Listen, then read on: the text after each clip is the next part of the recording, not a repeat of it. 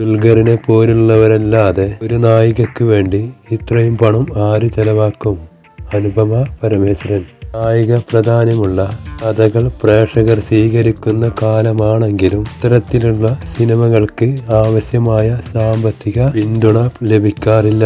എന്നാൽ ദുൽഖറിനെ പോലുള്ള നിർമ്മാതാക്കൾ മാത്രമേ നായിക പ്രാധാന്യമുള്ള സിനിമകൾ ചെയ്യാൻ വലിയ ബജറ്റ് മുടക്കുകയുള്ളൂ എന്ന് പറയുകയാണ് അനുപമ പരമേശ്വരൻ. ദുൽഖറുമായി തനിക്ക് വെറും ഒരു സിനിമാ ബന്ധം മാത്രമല്ല, തന്റെ വഴികാട്ടിയാണെന്നും അനുപമ പരമേശ്വരൻ പറഞ്ഞു. ഒരു സിനിമ വിജയിക്കണമെങ്കിൽ വലിയ താരമൂലമുള്ള നായകൻ വേണമെന്ന ധാരണ ഇന്നും ശക്തമാണെന്നും ഒരു നായികയെ മാത്രം മുൻനിർത്തി വലിയ ബജറ്റ് ചെലവഴിക്കാൻ നിർമ്മാതാക്കൾ ഇപ്പോഴും മടിക്കുന്നുണ്ടെന്നും അനുപമ പരമേശ്വരൻ അഭിപ്രായപ്പെട്ടു. ലോക പോലുള്ള സിനിമകൾ നടക്കണമെങ്കിൽ ദുൽഖറിനെ പോലുള്ള നിർമ്മാതാക്കൾ വേണം.